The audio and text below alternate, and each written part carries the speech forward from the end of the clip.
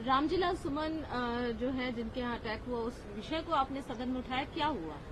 देखिए, कल जो हुआ वो घटना पूरी निंदनीय है। जिस तरह से एक राज्यसभा के सांसद के घर पर एक भीड़ जाके हमला कर देती है, उसकी कुर्सियां तोड़ देती है, उनका गेट तोड़ देती है, उनके बच्चों को जो है वो डर और भय के साए में आ जाते हैं।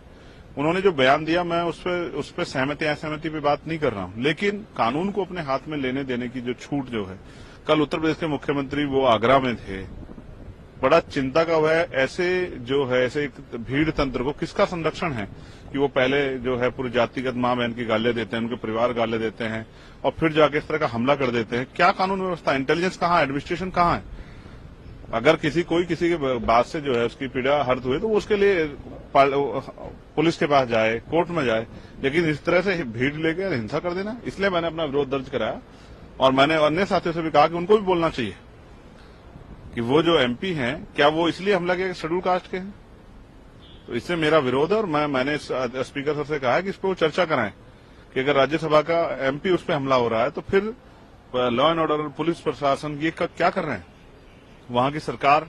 और क्या ये ऐसा तो नहीं कि सरकार के संरक्षण में हमला हो रहा है? इसका जवाब भी जो है वहां की सरकार को, और यहाँ जो है स्पीकर सर के जरिए मैं सरकार से मांगता हूँ, केंद्र सरकार से, इतना बड़ा हमला, इस तरह की स्थिति कैसे बनी?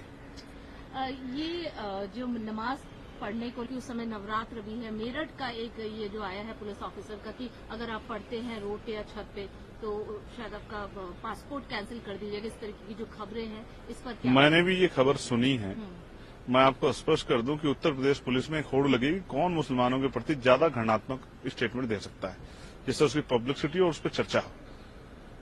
पुलिस कोर्ट नहीं है कि वो किसी का पासपोर्ट रद्द कर देगी या वो किसी का जो है लाइसेंस रद्द कर देगी। अगर कोई अपराध करेगा और वो अपराध जिस श्रेणी का, उसको वो सजा मिलेगी, लेकिन कि दूसरे की क्या सिर्फ यहाँ मुसलमानों पे हमला किया जाएगा, उनके प्रति घृणात्मक स्टेटमेंट दिए जाएंगे? सरकार सौगाते मोदी के नाम पे जो है किट दे रही है, ये क्या यही उसका सच है?